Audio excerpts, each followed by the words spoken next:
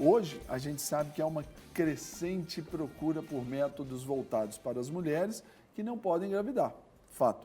E a barriga solidária é um tratamento em que o casal gera um embrião por meio de técnicas de fertilização in vitro, né? E quem vai nos falar sobre esse assunto é a presidente do Conselho Regional de Medicina, Cláudia Navarro, e o professor de Direito Civil e advogado, Wanderson Marchiori.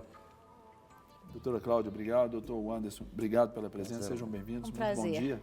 Prazer a todo mundo. Bom dia. Barriga solidária. Ah, mas isso é polêmico. Como então o Conselho de Medicina tem observado isso para trazer até em nível de esclarecimento aqueles que optam ou passam a vislumbrar como uma opção para resolver essa questão da maternidade, doutora? Bom, Serginho, no Brasil nós não temos ainda legislação sobre as técnicas de reprodução assistida. Então, o que nós temos são a resolução do Conselho Federal de Medicina, que rege sobre a reprodução assistida aqui no país.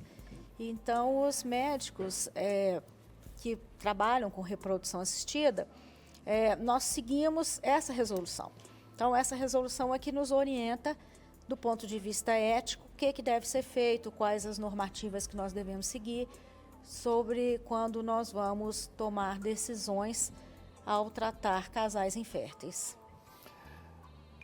Eu me lembro aqui, talvez isso, eu não sei precisar há quanto tempo, mas eu acho que talvez foi o start, principalmente utilizando a mídia ali, sobre a barriga de aluguel, fizeram até uma novela, né, que abordava esse tema. Eu imagino que já tenha se passado aí pelo menos uns 20 anos dessa novela, eu acredito, né? Ainda assim, esse assunto é novo, como que está em termos jurídicos em relação ao mundo, a outros países e ao Brasil, visto que a regulamentação, como a doutora falou, está ali ainda só no Conselho Regional Federal de Medicina. Muito bem, Serginho. Como a doutora já nos antecipou aqui, não existe hoje, dentro do ordenamento jurídico brasileiro, né, uma tratativa específica sobre a chamada gestação substitutiva ou gestação solidária, né, ou popularmente conhecida como barriga de aluguel, né, como assim foi posto. Nós temos, de fato, algumas resoluções dos Conselhos Federais de Medicina que regulamentam, né, quais serão os procedimentos a ser seguidos. A última resolução a que tenho notícia ter sido publicada, resolução número 2168 de 2017, foi publicada em novembro de 2017. Antes dela, tivemos aí diversas, né, resoluções que também trataram sobre o assunto, sendo esta a última que foi publicada sobre o respectivo tema, né? A perspectiva construtiva da gestação solidária, ela, como você mesmo disse, ela estabelece algumas polêmicas, porque dentro do aspecto jurídico, né, nós tínhamos uma máxima jurídica de que a maternidade sempre seria certa, né? E isso nos colocava como uma premissa de que aquela que gerou a criança e lhe propôs a vida, né, na perspectiva do nascimento, ela era a certeza de ser a mãe daquela criança ali gerada, né? E essa máxima deixou de ser aplicada no direito exatamente em razão dos métodos de concepção, de inseminação artificial, né, e a evolução da medicina neste aspecto, né, que conseguiu, né, brilhantemente, numa inovação, propiciar a maternidade àqueles que não tinham condições fisiológicas de tê-lo. Doutora Cláudia, então, a medicina e o direito, como estão conversando aí, nesse ponto aí agora para que isso seja regulamentado aí de uma forma, vamos dizer assim, pelo menos mais pacífica, se esse é o termo. Sim, nós estamos conversando muito, inclusive é muito comum, nós estamos fazendo muito encontro, muito simpósio de direito médico, e nessa área de reprodução é muito comum nós termos debates entre profissionais do direito e profissionais da medicina. Como o doutor colocou, essa última resolução, ela foi publicada agora, dia 1º de novembro de 2017, e esse ano nós já vamos começar a estudar modificações que ela já, apesar de ser de 2017, ela já tem alguns pontos que devem ser mudados. E se foi de novembro de 2017, tem 1 ano e 3 meses, mais exatamente, ou menos. exatamente. Relativamente assim, recente, né? Exatamente, mas nós já tivemos reunião da Câmara Técnica de Reprodução Assistida do Conselho Federal de dezembro, nós já programamos para, primeiro que tiver esse ano, a gente já começar a programar as alterações da próxima resolução. E nós pretendemos convidar um desembargador para discutir conosco essas questões mais polêmicas e relacionadas ao direito. Só gostaria de fazer um parênteses aqui, que a gente não usa muito mais o termo de barriga de aluguel. Isso porque agora. porque por se tratar... Fica meio inadequado, meio chulo, talvez, não? É porque por se tratar de um procedimento altruísta, em que não se pode ter nenhum tipo pagamento, quando você usa barriga de aluguel, o aluguel ele está relacionado ao pagamento. E uma na barriga, troca, né? E na cessão temporária, o termo que se utiliza é cessão temporária de útero, ou barriga solidária. Então, ou de esse termo de substituição também. Útero de substituição. Então, quando você usa barriga de aluguel, dá-se a entender que alguém está pagando um aluguel de um órgão, né? O que é proibido. Então, a gente procura não usar esse termo. Então, aí já fica esse esclarecimento: barriga de aluguel é o termo mais popular, mas não é o termo mais adequado, definitivamente. Então, seria, para ficar mais fácil, barriga solidária, eu acho que seria o mais, agora, de alcance mais comum, né, à população. Quero convidar vocês para a gente assistir a um depoimento sobre esse tema, para a gente comentar depois na volta. Vamos lá? Então, produção, coloca na tela, por favor. Oi, meu nome é Gleice. Eu fui convidada para falar um pouquinho sobre essa experiência fantástica e surreal que eu tenho vivido, que é a barriga solidária. Eu vou tentar resumir o máximo essa experiência, e tudo começou há 5 anos atrás, quando eu fui diagnosticada com câncer de colo do útero. Então, eu tive que retirar meu útero às vésperas do meu casamento, faltando apenas 5 meses para o meu casamento. O meu noivo, marido hoje, ele esteve do meu lado o tempo todo, e minha melhor amiga também, a Stephanie. Então, passado todo esse processo de cirurgia, graças a Deus não precisei nem de químio, nem de rádio, só retirada mesmo. As médicas, elas mantiveram meus ovários, e diante, né, de ter mantido os meus ovários, foi possível fazer a fertilização com todo o material genético meu, sendo meu e do meu esposo. Então, após esse período de passar de casamento, 1 ano, 2 anos de casamento, então começaram a vontade aquele desejo de ser mãe. Eu falava para todo mundo que estava tranquilo, que talvez eu tentasse a adoção, mas que minha vida de casado estava muito boa, e que eu e meu marido, a gente tinha uma vida boa, a gente saía, curtia e tudo, mas no fundo do meu coração, só Deus e essa minha melhor amiga, Stephanie, sabiam do meu desejo real. Então, ela começou a perceber, mediante as minhas conversas, os meus olhares, a forma que eu tratava meus sobrinhos, principalmente, foi aí que ela começou a identificar essa minha vontade de ser mãe.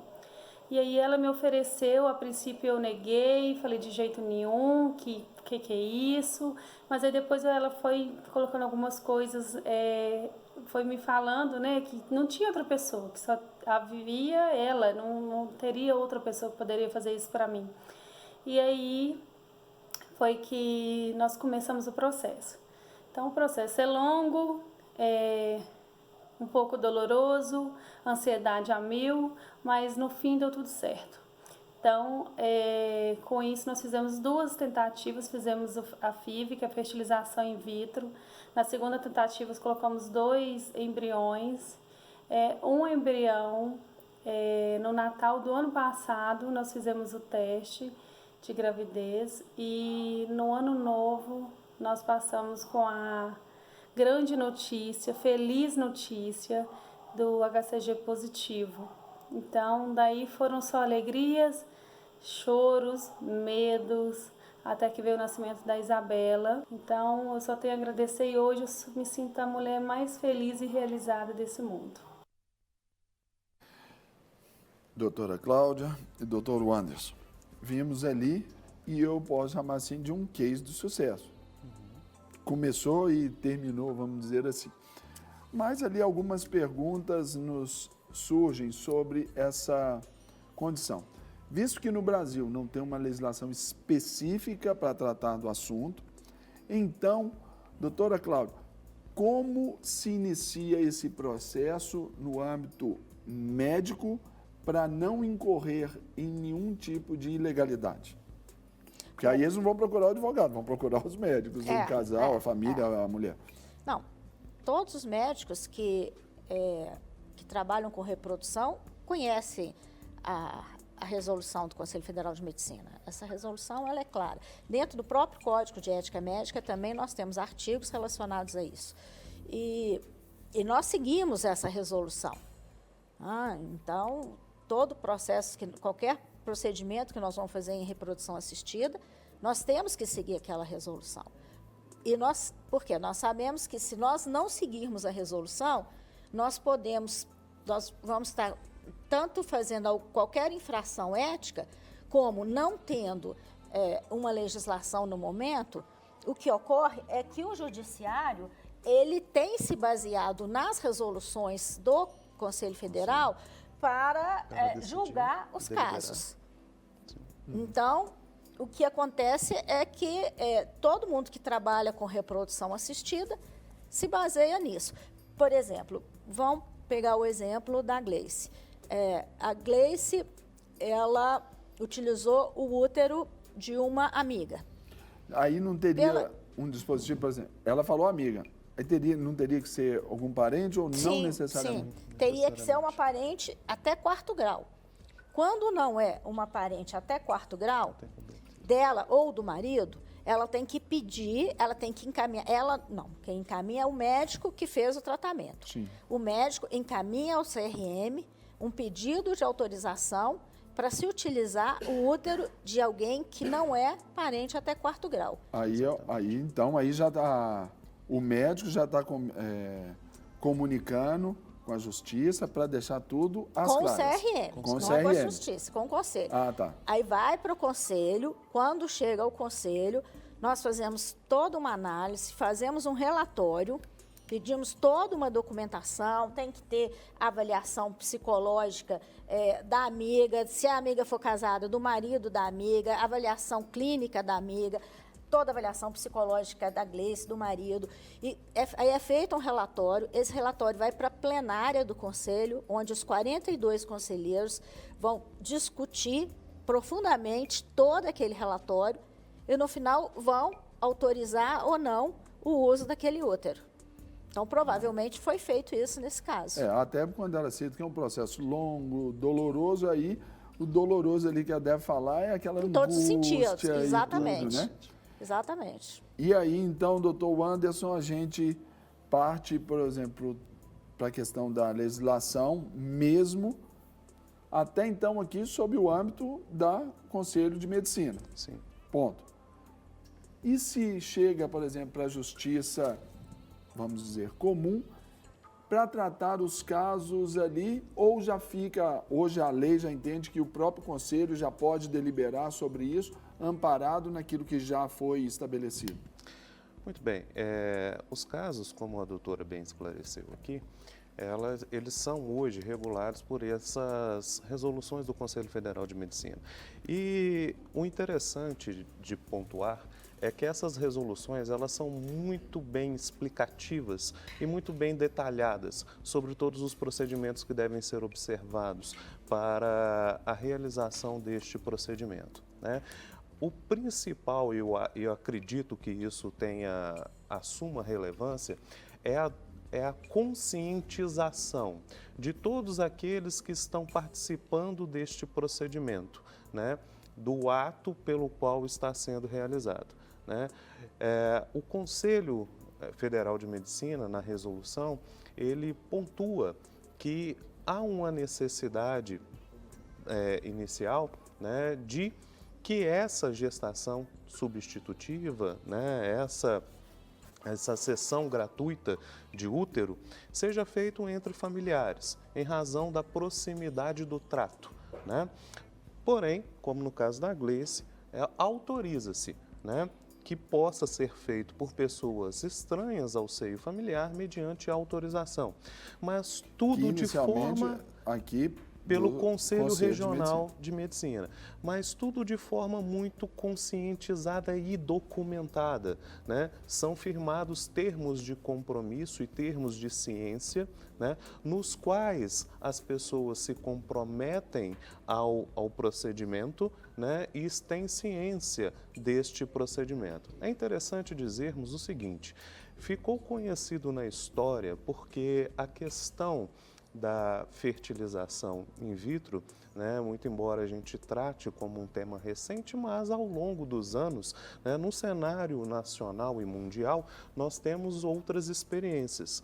Uma experiência do judiciário, né, isso nos Estados Unidos da América, nós tivemos a questão do Baby M, né, que era um casal de norte-americanos, isso em 1988, né, que utilizou do método, né, de concepção através de uma sessão gratuita de útero, né, não com um parente, mas também com um terceiro, e mesmo tendo auxiliado, tendo contribuído com todos os custos inerentes a esse procedimento, né, ao final, no momento da gestação, né, a gestante se recusou a fazer a entrega da criança e esse caso foi judicializado, né?